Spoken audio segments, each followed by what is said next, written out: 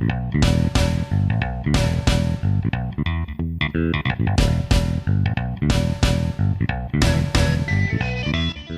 to the Frenzy Presents Fantasy War Room, where we try to help you get to fantasy greatness. Of course, I am Russell Franchise, and with me one more time, pulling double duty this week, Fantasy Buddha, Matt Carroll. What up, sir?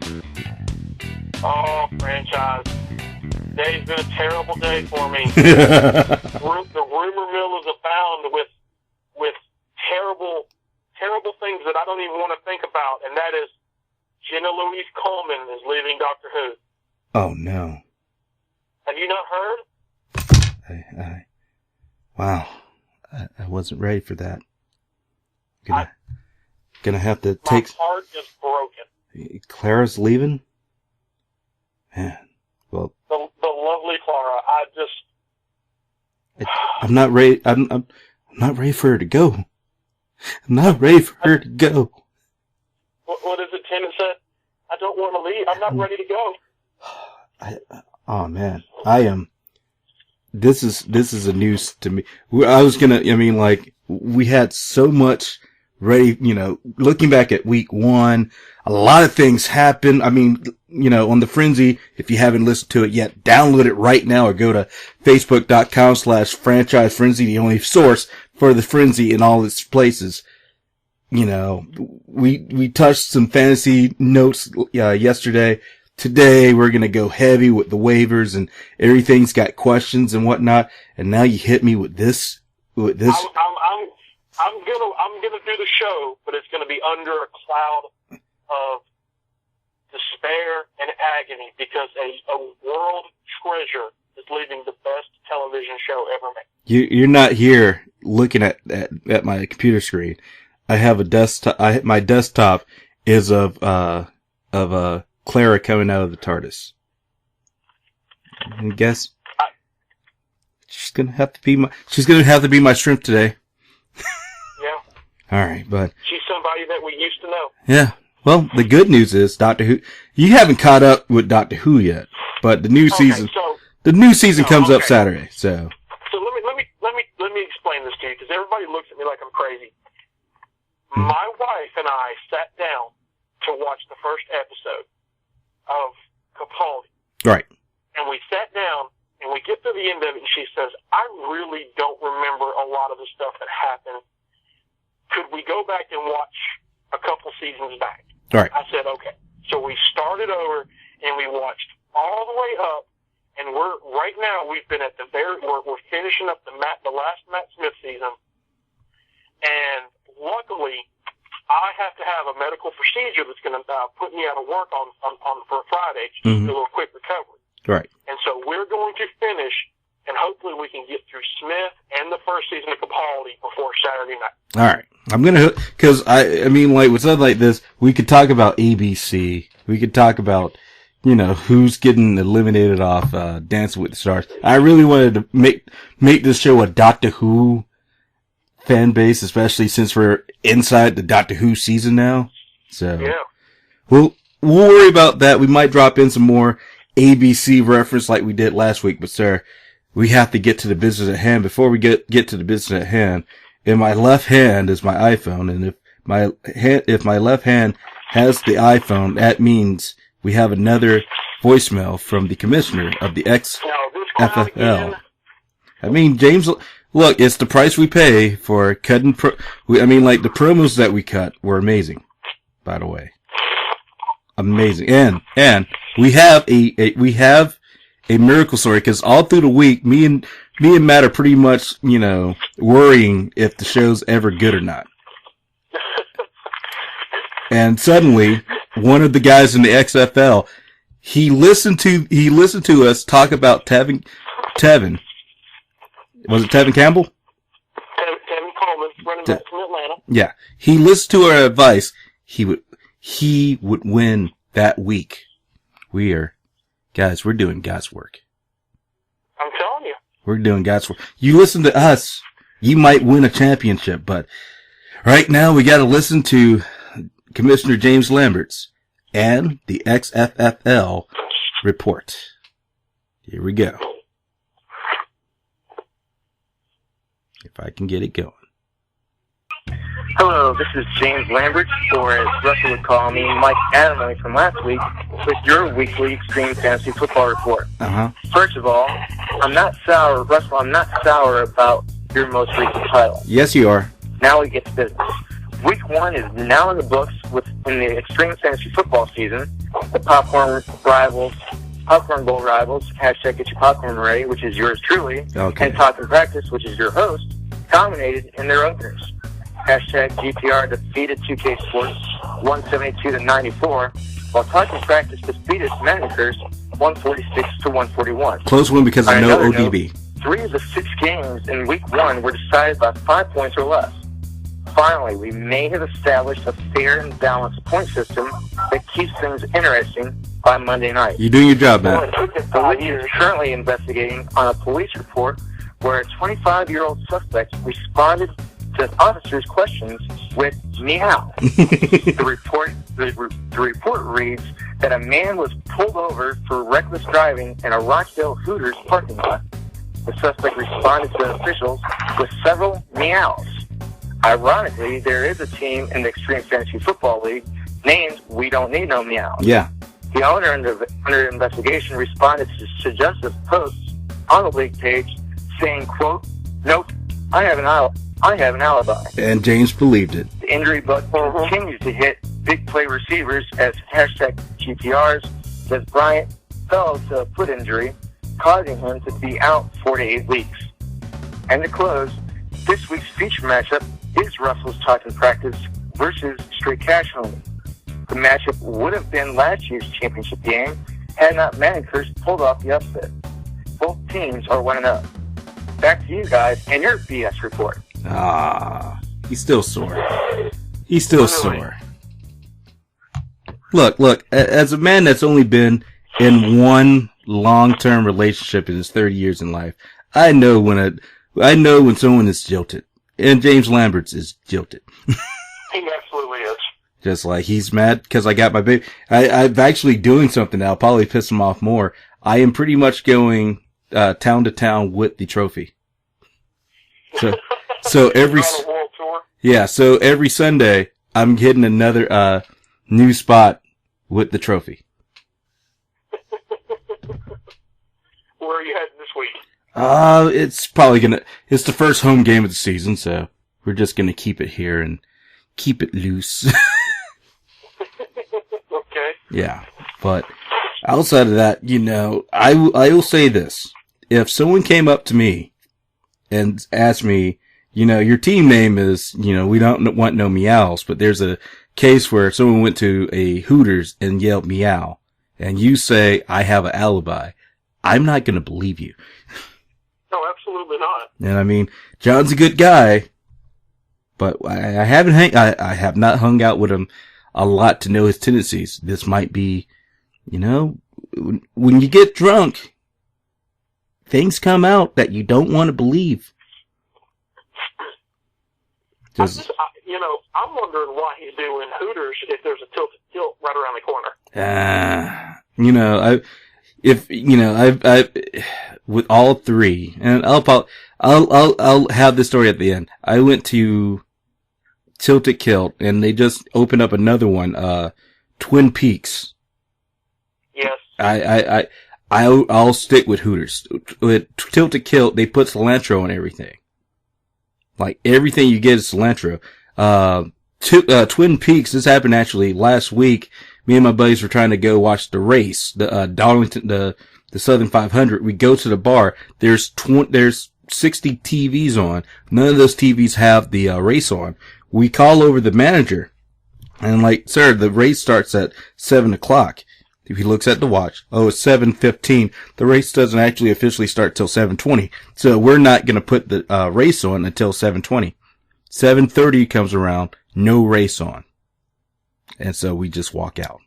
So I'm going to stick with the girl that I brought to the prom. I mean, Hooters is still amazing, in my opinion. I'm just gonna go off on a limb. Doesn't Twin Peaks have the plaid shirts though? Yes, Twin Peaks does have the plaid shirts. see. I think the plaid shirts is what would put it over the top for me. All right. We could I feel like there's a discussion about which restaurant you want to go to in any type of situation, but that's not what we get paid for. We get paid to help people get paid. So week 1 was a unique experience because I think a lot of us put in a lot of hope in certain players. ODB, DeMarco Murray, Peyton Manning. What was your first outlook fantasy wise with fantasy week for you? It was definitely the week of tight ends. A lot of the fantasy studs were fantasy duds, and a lot of the tight ends that were taken as late round flyers or are considered to be streaming tight ends. Really came through in a big way.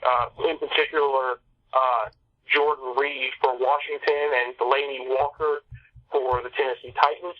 So that just goes to show you that it's very important that when you're either streaming, that you're looking at the correct matchups, or when you're drafting, that you draft for depth as well.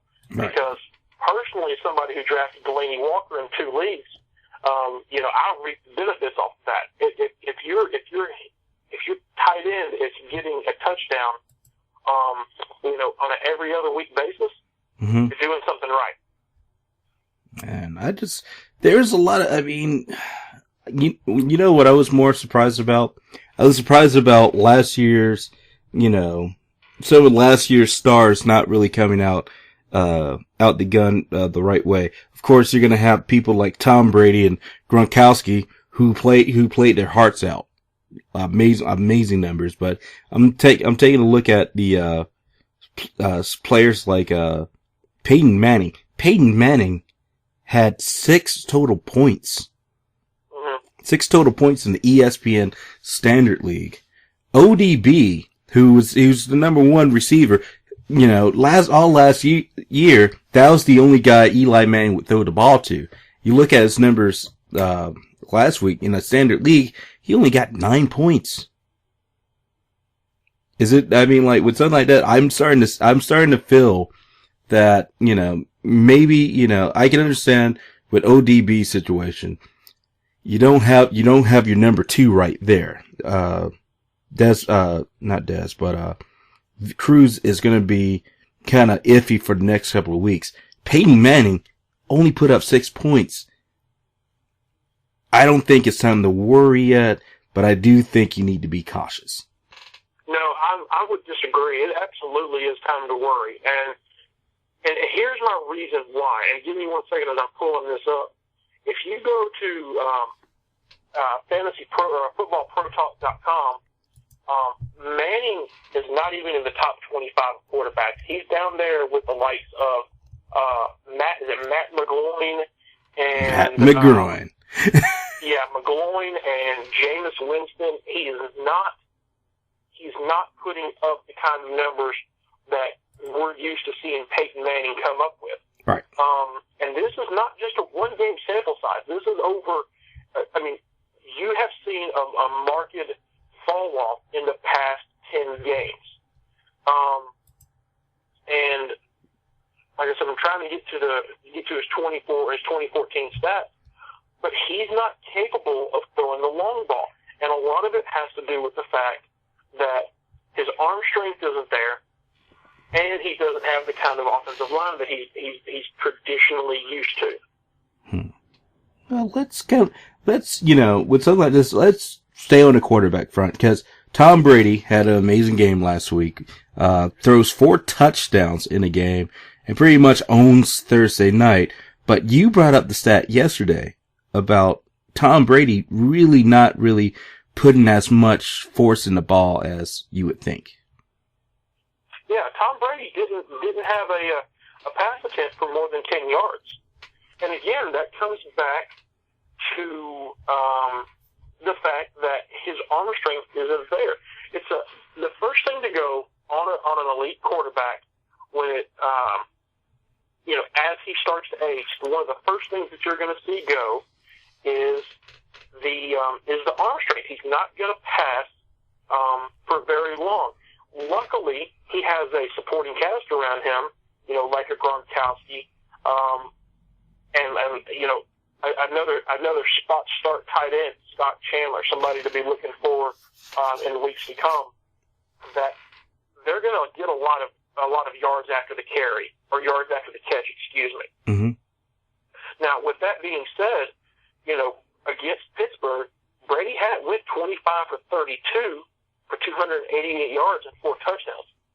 And we talked about this on the show yesterday. A lot of that, obviously, continuously, is Rob Gronkowski. Right. Gronkowski is roughly worth 6 points to the New England Patriots offense.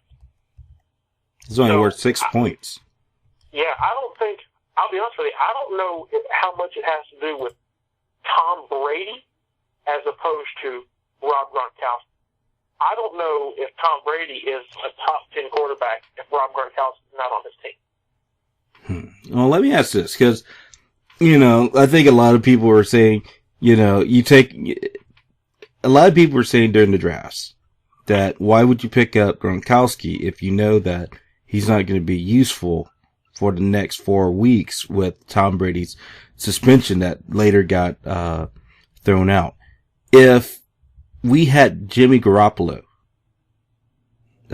starting for the Patriots, do you think we would see the same numbers with Gronkowski, or would it be more or less? I think you definitely see less, but I think that it's so hard because you're playing the what if game. You're going to see less yards. You're going to see less touchdowns for Gronkowski.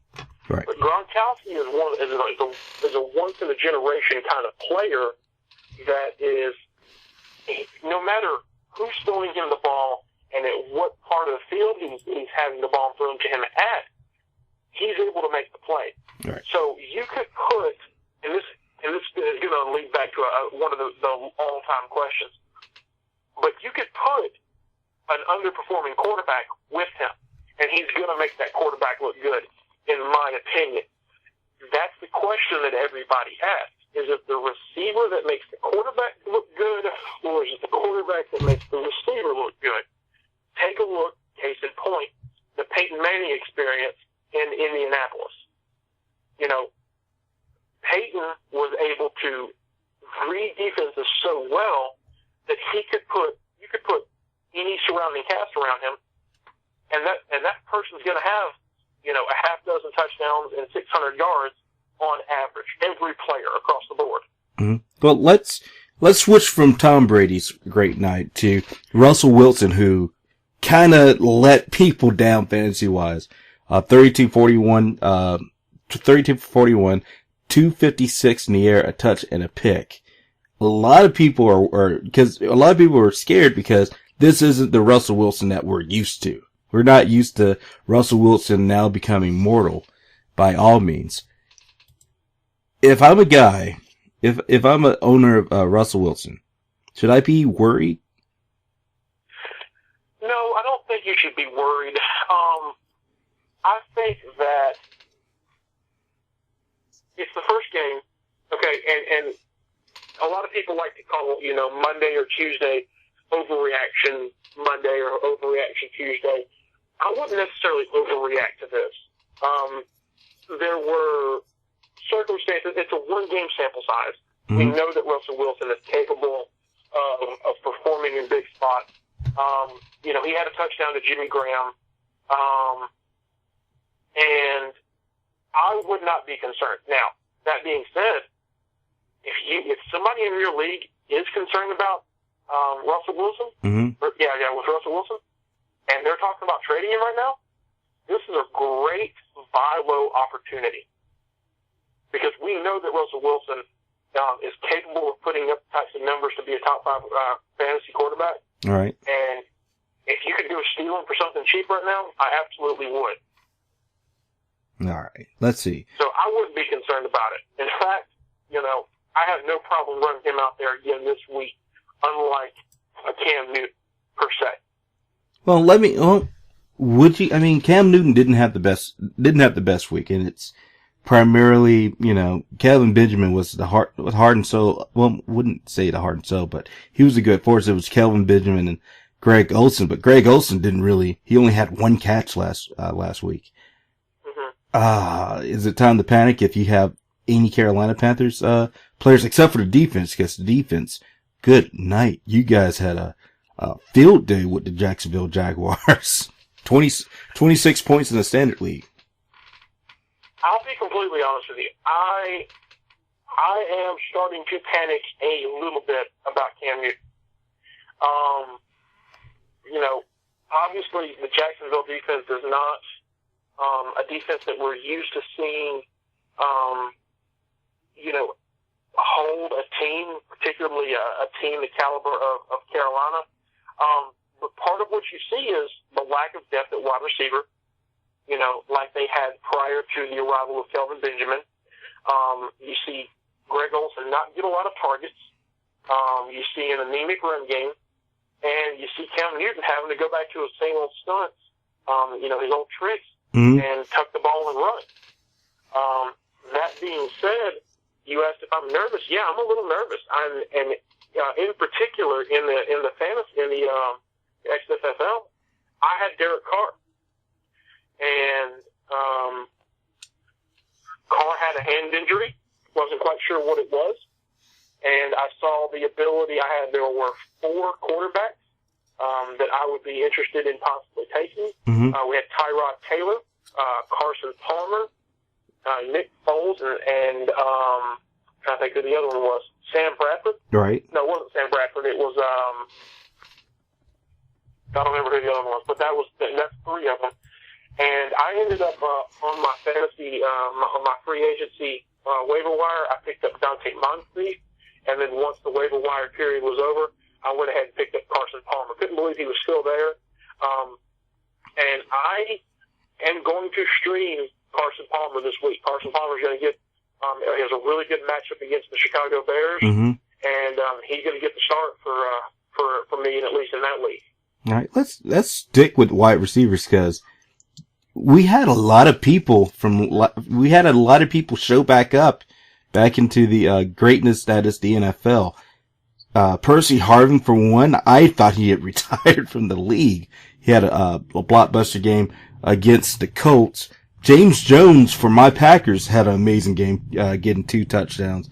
Dante Moncrief, who really stood out for you this week in terms of wide receiving? It's going to be interesting because all 3 of those names in a standard 10-team league were undrafted. Right.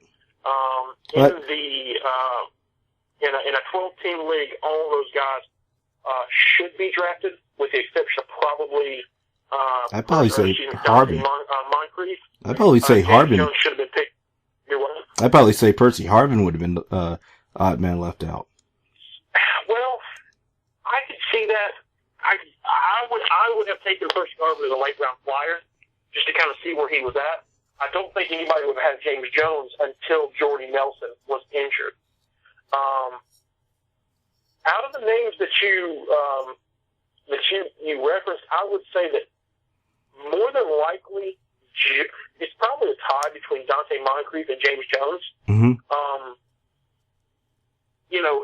James Jones is probably, I still think he's probably wide receiver 3 for me on that team, or flex. Because you still have, it's Devontae Adams as the 2, and you still have Randall Cobb as the primary receiver. Right. In Indianapolis, I think Dante Moncrief is probably wide receiver 2 after Andre Johnson. But the thing about Dante Moncrief is that with T.Y. Hilton out, he went 6 for 46 with a touchdown, but he led the league, or led the team in looks. He had 11 looks. Andre Johnson had 10, and then you have a considerable drop off to Dwayne Allen with 5. Right. Now, I don't have the number for James Jones, but I know that Dante Moncrief going into yesterday evening was only owned in 10% of leagues. I haven't checked that since the end of the waiver wire. But if Dante Moncrief is not owned in your league, I would definitely go out and pick him up. They're expecting T.Y. Hilton to be out for at least 2 weeks. Right.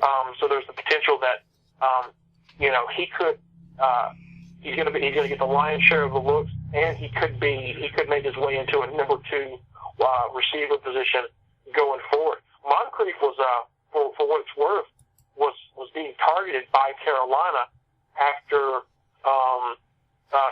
Kelvin Benjamin went down, and I guess nothing ever panned out. So. See if I can pull up the number. While I'm looking it up, I did want to say this, because we were talking before the show. You had mentioned that you saw a lot of positives in the Jets. A lot of positives. Absolutely. A lot of Can you expand on that? Because the Jets, for me, had a unconventional game against the Browns last week. Yeah, and the Jets defense, in general, the Jets defense and special teams they're definitely startable teams. Definitely startable in any league if you're streaming defenses. They're not a team or a defense that I'm going to go out and draft, but unless it's, towards the tail end and I'm planning on streaming, but I don't have a problem starting them. As far as the offensive side of the ball, Chris Ivory was somebody who I think most fantasy owners who were doing their homework, Chris Ivory was a player that was being keyed on. And Ryan Fitzpatrick, he's in a 2-quarterback league. He's somebody that I would start as my second quarterback. He's a serviceable quarterback in a 2-quarterback league. Not somebody that I'm necessarily going to go out and get out. Stream, not somebody that I'm going to want to stream. Mm-hmm. But all things considered, he did have 179 yards and 2 touchdowns. So, and they have some names there. A definite sleeper pick that I like going forward is a receiver named Chris Owusu. Mm-hmm. He had 4 receptions on 6 targets for 55 yards, and I think those numbers are only going to go up, particularly as Fitzpatrick starts to fill out or feel his way through that offensive system. And the fact that they have a bell cow running back like Chris Ivory is only going to make things better for him. All right. One last thing. Let's go to the Rams situation, because I think the Rams, with everything, they might have made the best out of a bad situation. Todd. Is it Todd or Torrey? It's Todd. Todd. I get it confused sometimes. I'm still trying to process losing Clara. I'm telling you, it's really just put a whole cloud on my entire day. We're devoting this show to you, Jenna Coleman. Make the right decision. decision. This is for you, Clara. The Rams had an unconventional game after beating the Rams, and it starts with that running back, Benny Cunningham. Is he worth taking a chance on? Absolutely. Look, if you're not, here was the thing about Benny Cunningham. Now, Benny Cunningham is owned in 23% of leagues. Okay. So the thought process going into the season was that Todd Gurley was probably going to potentially miss anywhere from 2 to 6 games. At one point on Sunday morning, it was being reported that he was going to get the start. But then, with about an hour to go before the start of Sunday's afternoon games, they had a 1 o'clock start time. Gurley was ruled out. And so many people thought that Trey Mason would potentially be the handcuff to Todd Gurley. I honestly, as a Todd Gurley owner in 2 leagues, wasn't particularly interested in owning Trey Mason, so I drafted Gurley as put him on the bench. We'll wait for him to kind of work his way in, and then we'll see what we have. I'll start other players in the meantime, regardless. So Trey Mason seems to be the handcuff. And then I don't know if this hamstring injury if it happened sometime in the week leading up to it, or if it happened in the game. I was not able to watch this game. But what happens is that Benny Cunningham comes in and goes off. He had a 120 yards for scrimmage and on 16 attempts. Now, as we've talked about, the thing that I look for in a fantasy receiver or a fantasy running back is either attempts or looks. Right. Okay? So with attempts, 16 attempts, that's really, really good. Additionally, let's see, I had him on here as well. Bear with me. Benny Cunningham had 7 targets and 4 receptions and 7 targets for 77 yards. So if you play in a half point or a full point PPR league, that's another 11 yards right there. All right.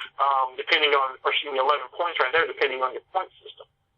So 7 targets, 16 running attempts, that's the kind of numbers you want to see. And I think what that's going to do is it's going to complicate things for Todd Gurley owners. Because what it's going to do is Trey Mason's obviously going to be the running back 3. Right. He's droppable in most leagues.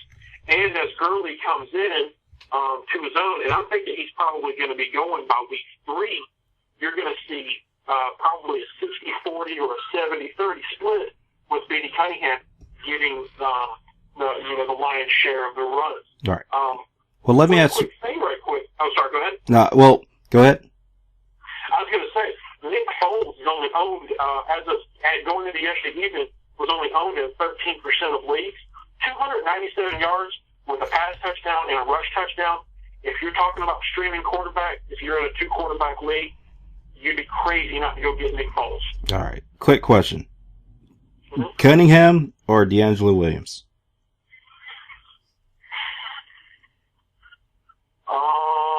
Because I'm in one of my leagues, I am really in the hole with running backs.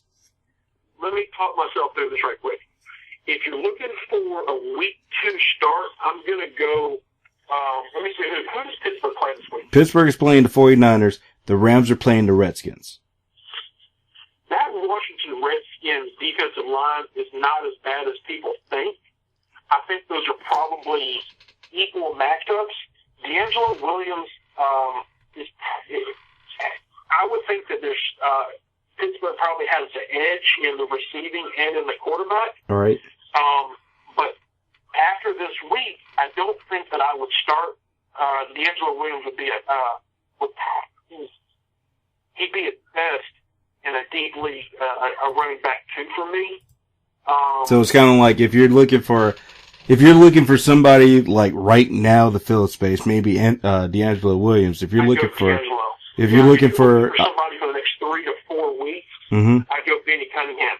Now, if you're not going to lose your waiver wire priority, and they're both available, and you have the spots to give, I absolutely would go pick both of them up, and then try to trade one of them coming off of a hot week. All right. Can I ask you a couple of questions, sir? Absolutely.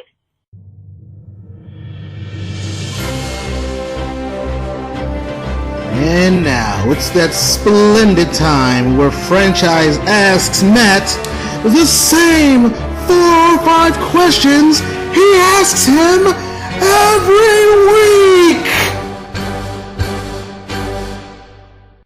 Alright, who am I starting this week? You're going to start Sam Bradford. Ooh. Yeah, I mean, now, there were people who were concerned because he apparently sprained his ankle. But I really like Sam Bradford. He's going to be going up against a tough Dallas defense, but the guy threw for 336 yards. And if he's available on your waiver wire, or if you have him there and as your second quarterback, and you're sitting there looking at somebody like a Cam Newton, I absolutely would go ahead and give Sam Bradford a start. I think that as long as he's healthy, he's an every week start. Right. So you're going to say Bradford over the Cowboys, even though the Cowboys may be a top top 7 defense. Yeah, I think that it does not concern me that the defense does not concern me. All right. Let me just put it that way. I'm buying into the Chip Kelly offense. No! I'm buying into Sam Bradford. Didn't we have this conversation yesterday? We did. But how are you going to argue against 16 points? How are you going to argue against 16 points? All right. I mean, so it's just a high volume offense that they run, and now I will say this: if you to make your point, Dallas has given up the third fewest fantasy points to quarterbacks this season. Mm-hmm. But again, it's only a 1 week sample size. All right. Well, if you want to hear why I'm so upset about its pick, listen to yesterday's Frenzy, titled "It's a Chip Kelly Experiment." Charlie Brown. I completely understand that, but Sam Bradford had they a high volume 52 passing attempts for 336 yards. All right. Who am I sitting this week? You're going to sit Cam Newton. Ooh. Blank period. Yeah. I mean, they're going up against a Houston team that has a really good pass rush. Newton only went 18 for 35 with 171 passing yards and 1 touchdown. Let me put it to you like this: that's on pretty equal with Tyrod Taylor, Mm-hmm. who we're going to talk about here in a minute. I'm not seeing it. It's a concern for me, and until that offense starts to get a little bit better, I'm streaming quarterbacks if I'm a Cam Newton owner. Yeah, I mean, unless there's not one to go get. And I mean, we're talking about a Panthers team that's really lethargic on the offensive side. They're going up against pretty much the best cornerback and the best cornerback in the making with Watson Clowney. So the only thing that makes me want to start Cam Newton is the rushing attempts and the fact that he's essentially the red zone running back for that team. Mm-hmm. And Houston's secondary is a little suspect, but I honestly feel like they're going to have one of the best pass rushing defenses before the season's over. And Carolina's offensive line, it still remains to be seen. All right. Who am I picking up from waivers? You're going to go pick up Tyrod Taylor. Okay. Okay. So and the thought process behind this is, look, you're probably looking to stream, and again, we keep talking about streaming quarterbacks, two quarterback leagues. I don't feel like you can. I feel like you always want to carry at least one extra quarterback, potentially a second quarterback.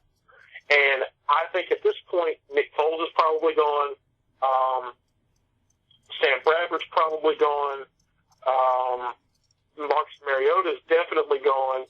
So Tyrod Taylor sitting there in Buffalo possibly has a receiving core in the making, being headed up by Percy Harvin. But he had a solid first week, 14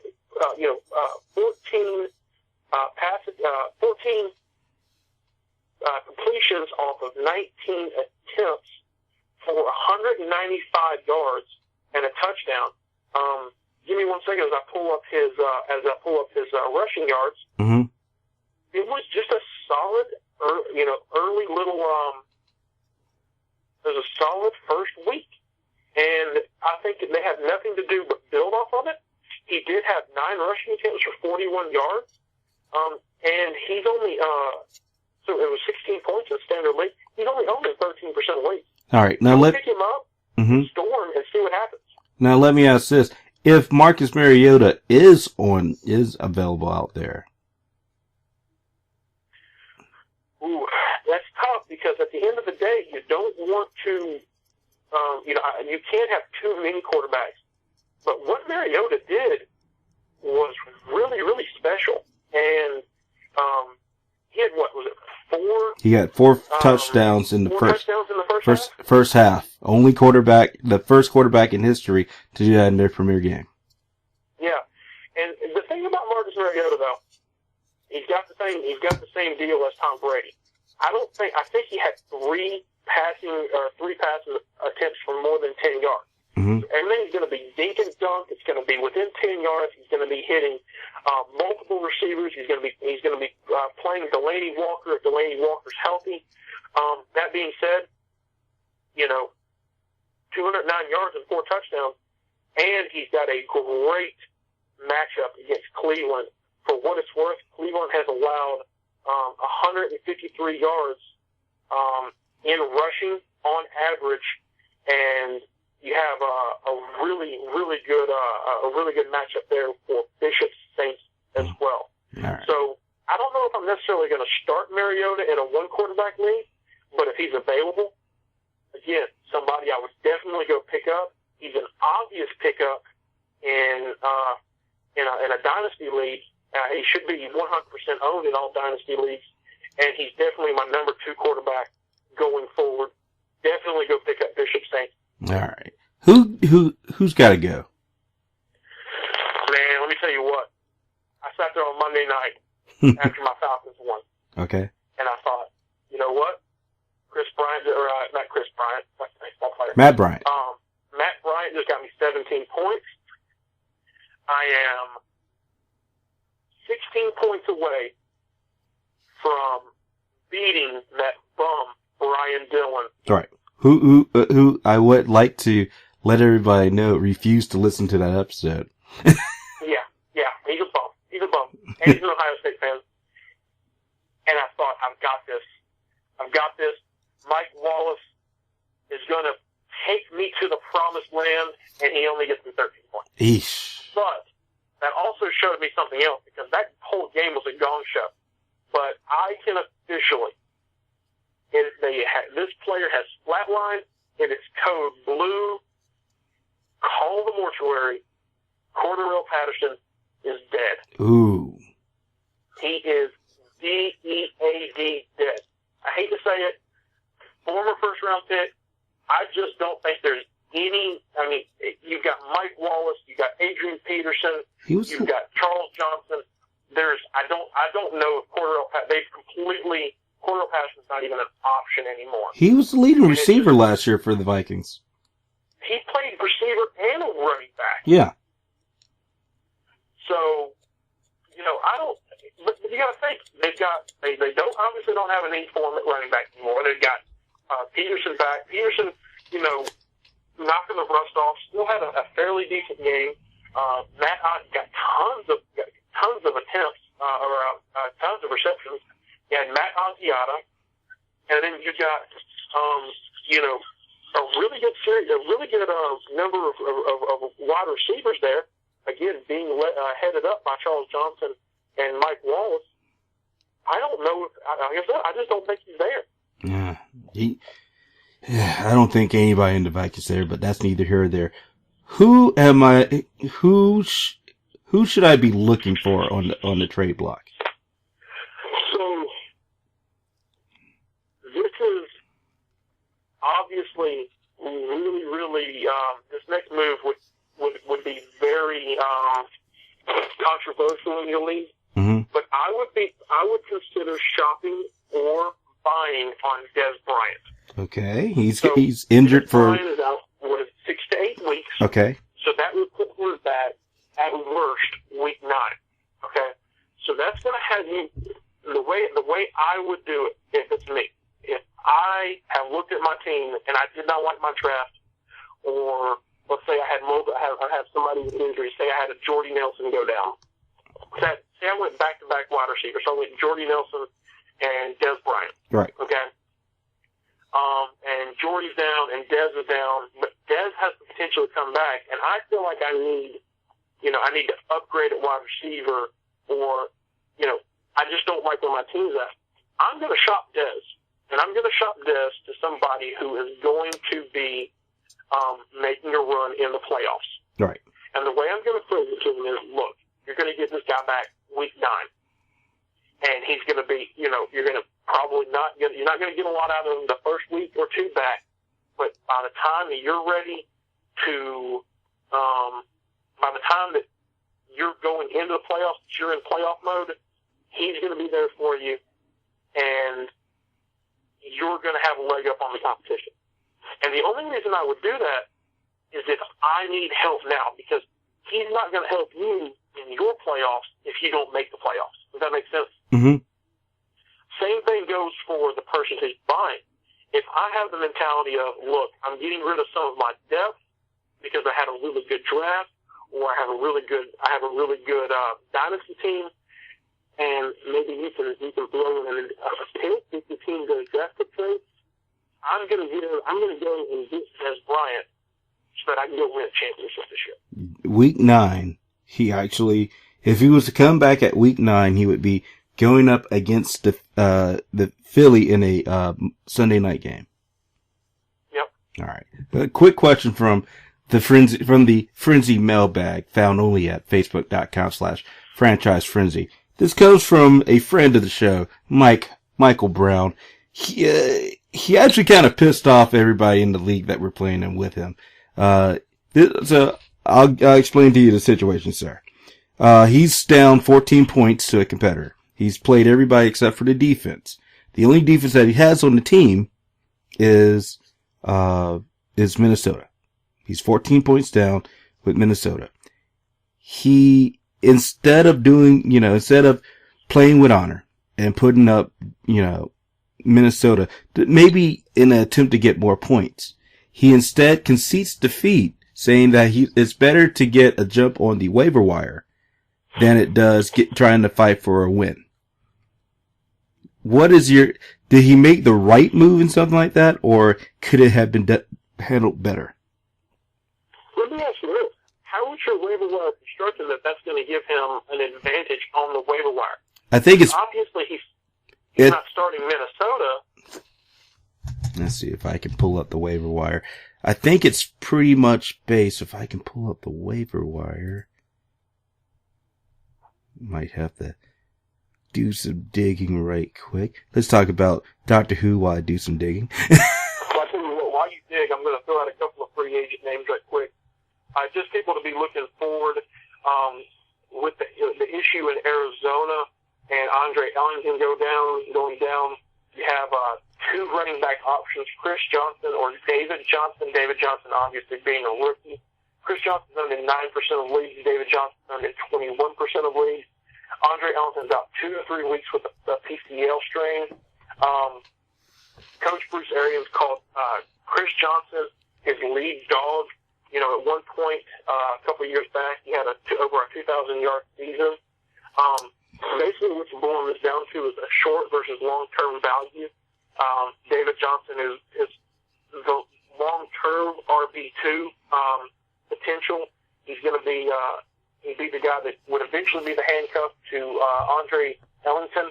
But for the time being, if it's me, I'm picking up Chris Johnson, and I'm going to start it. All right. The way we work the waiver wire, pretty much it's based on the record. So if you have the worst record, you're going to be first in the waiver order. He was third in the waiver order.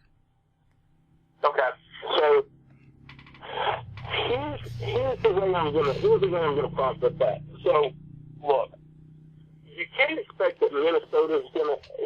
I'm basing it off the assumption that he's not going to be able to actually pick up any players during this time period because everybody else has already played. So he's waiting till Tuesday. So regardless of whether or not Minnesota gets him the win or not, again, based off of assumption that the only advantage it gives him is that if he pulls out the win, he's going to have a worse spot in the waiver wire transaction. Right. Okay?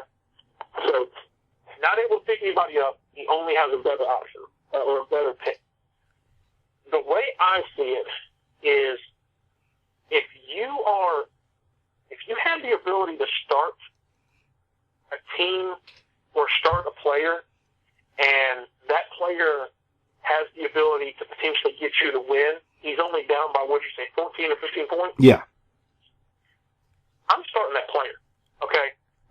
It's just the honorable thing to do. Now, a lot of people would say it's not the smart thing to do. I think it's just the honorable thing to do. I want to play for the win.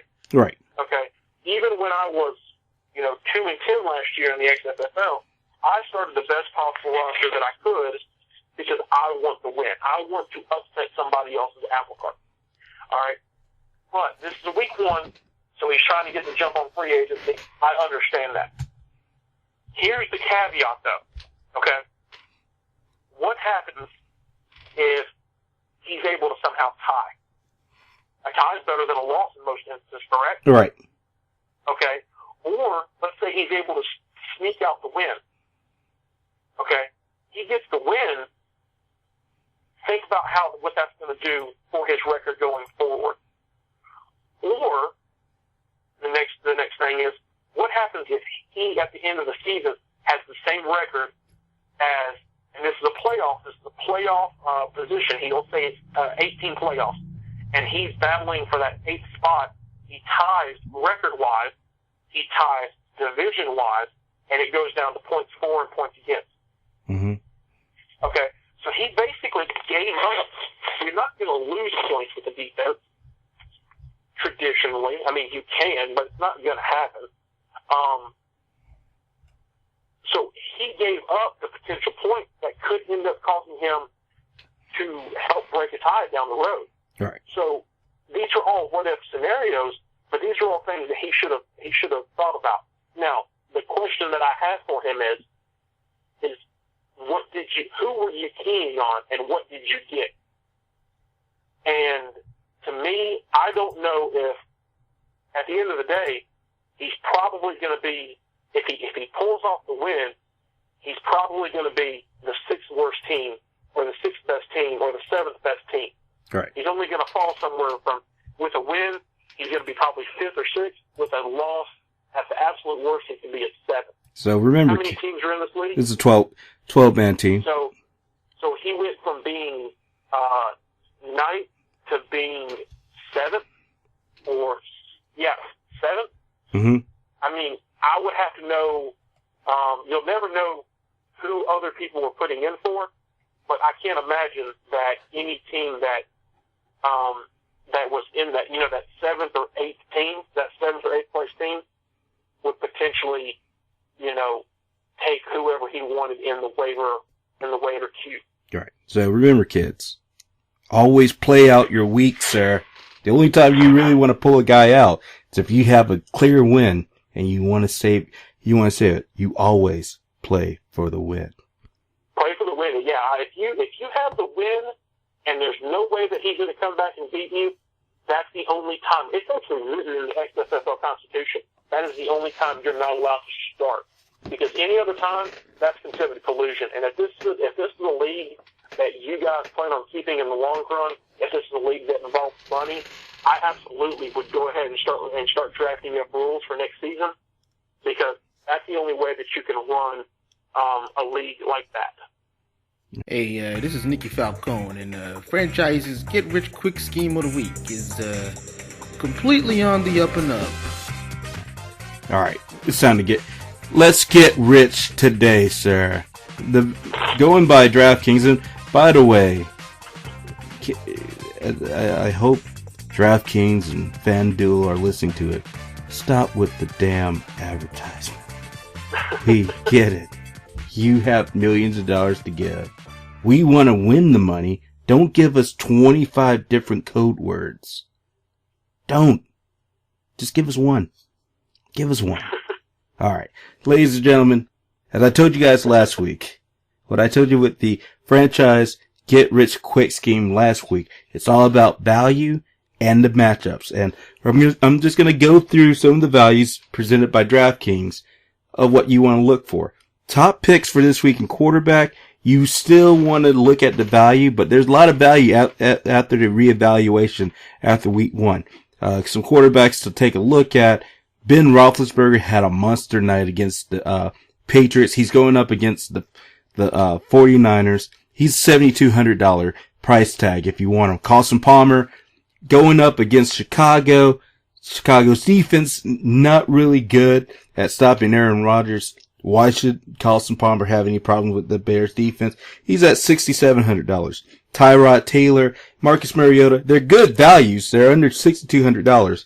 but you definitely want to play around with it. Avoid getting someone like Andrew Luck. He's going up against the Jets defense. $8,200 is a little bit of a steep price tag, especially given the fact of last week's performance. He might not perform as well. Also, Tom Brady, $7,500 price tag against Buffalo. It's once again, Buffalo was able to take care of the Colts. Who's to say that Buffalo can't take care of the Patriots? And as you touched on before, Cam Newton should probably be avoided at all costs. $7,200 going up against J.J. Watts, Clowney, and the Texans. Matt? That was a lot of information. Yeah. So, I took the liberty, Russell was either too scared or spent all his money on cheap hookers and blow, and wasn't able to put in money to his DraftKings.com account. Well, no. Here's what it is. For some reason, it's locking me out. Like I thought it was a password situation. I tried to hit him up, and this is why I now come to like 1-800 numbers. DraftKings doesn't have a 1-800 response line. They just have email them and they'll get back to you. I emailed them on Saturday night. As of taping on Wednesday night, I still haven't heard a damn thing. So I'm pretty much going to have to use a brand new account, but we'll keep you up to date with everything. We'll keep you up to date with everything, especially we'll have a matchup with me and Fantasy Buddha. We can actually do a free one, a free head-to-head battle so that you don't lose all your money, sir. So, I got two lineups here for you. One is if you're starting on a Thursday night, and one is if you're starting on a Sunday. Uh-huh. Both of these, as of right now, come in under the salary cap. My Thursday roster, Russell, don't listen to any of this, just in case we do bid money on it. All right. I have Matt Ryan, Carlos Hyde, Chris Ivory, John Brown, double dip with Julio Jones, Terrence Williams, Rob Gronkowski, Jason Witten, and the Tennessee Titans. Ooh, going with the Titans, Steven? Yep. I like you. So you'll notice I'm getting ready to do the same thing. And the next one I have Carson Palmer, Bishop Sankey, D'Angelo Williams, John Brown, double dip, James Jones, Julio Jones, Rob Gronkowski, Jordan Reed, and the Houston Texans. So I'm going cheap, and I'm banking on defense. I'm banking on the fact that I'm going to get special teams and turnovers, or really good matchups against the Cleveland Browns, in the case of the Titans.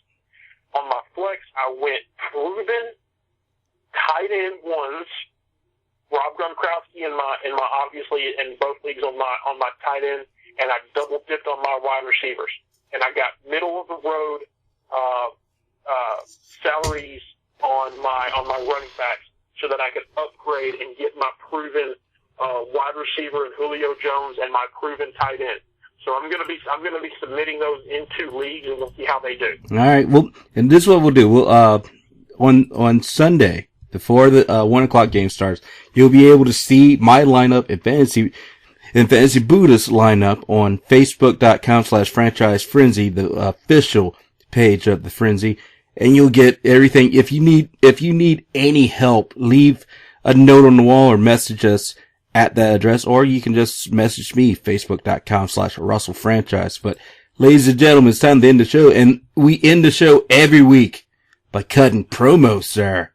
Ladies and gentlemen, return to Ron Mexico. You did not have a good week. You're 0-1. You're going up against a team simply known as You Live in Cincinnati. How do you respond to this challenge? Oh, listen here, baby. Listen here. Oh, baby. no. I'm going against You Live in Cincinnati. Live in Cincinnati, Brandon McGinnis, a former champion, baby. Listen here, Brandon McGinnis. Brandon McGinnis, the former world champion of the XFL. I don't have a lot to say about Brandon McGinnis. No respect, no honor. There's no honor among thieves in the first place, Brandon McGinnis.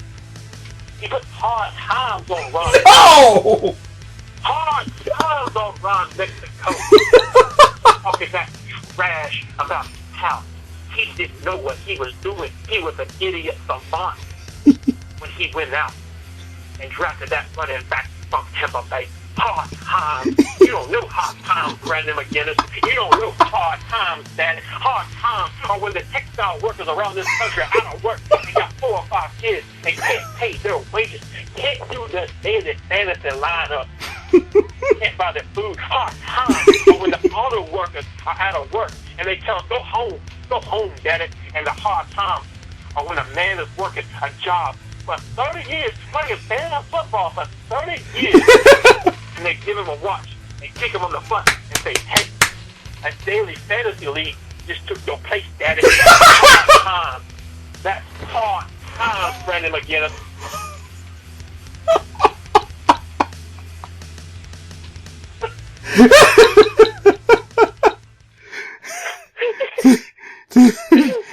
Did you? I love you, Dusty, and I miss you so much. It's almost like I feel like Dusty Rhodes, from where he was in heaven, knew that you were gonna cut hard times, and just came down and just said, "Look here, baby, I'm gonna take care of everything for you, baby." Wow. How? Can you just start cutting promos with Dusty Rhodes? Oh my! I'm gonna be completely honest with you.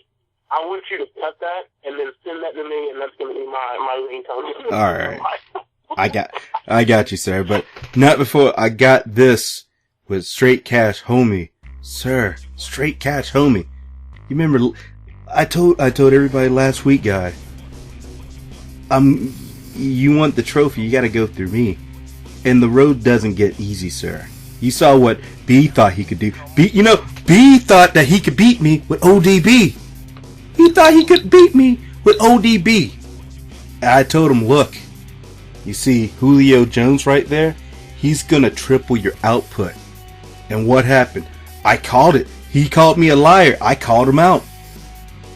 Because he didn't want to believe the truth. So here's the truth that you don't want to believe, sir. Here's the truth that you need to hear. I know you got Big Ben. I know you got Andre Johnson, Marcus Colston, Justin Forsett, you got a rookie, Jason Witten, Kendall Wright, Parkey, Cleveland. I know you want to say to yourself that this is the team that can beat talking practice and get me back. But homie, we ain't paying straight cash, homie. We talking practice, son. Look, I know we don't have T.Y. Hilton, but guess what? We're like Hydra. When you cut the head at one, 3 more takes its place, sir. I'm not going to tell you. I'm not going to tell you who I'm going to put up there, because it's still a surprise to me who I'll put up there. But I promise you this. On Monday night, when you check your stats, and you see that your boy Andre Johnson ain't worth shit, when you see Big Ben ain't worth shit, when you see Jason Witten ain't worth shit, and you look at me, with Matt Ryan, Julio Jones, Sexy Eddie Lacy, Ryan Matthews on a pickup, you're going to be saying, damn, I should have accepted the truth. But you never will. Because we're talking practice, son. To quote a great man, just when you thought you had all the answers, I come around and change the questions.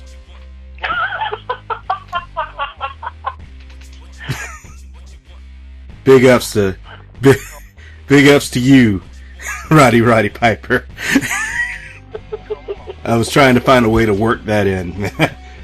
You did good. You can find Matt Carroll, Franchise Buddha, on Facebook. Well, actually, you can find him on Twitter and Instagram under Franchise Buddha.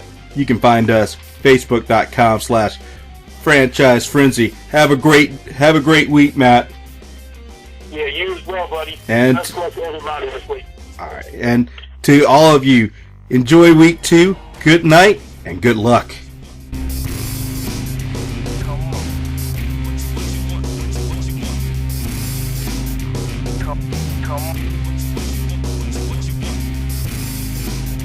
Come on.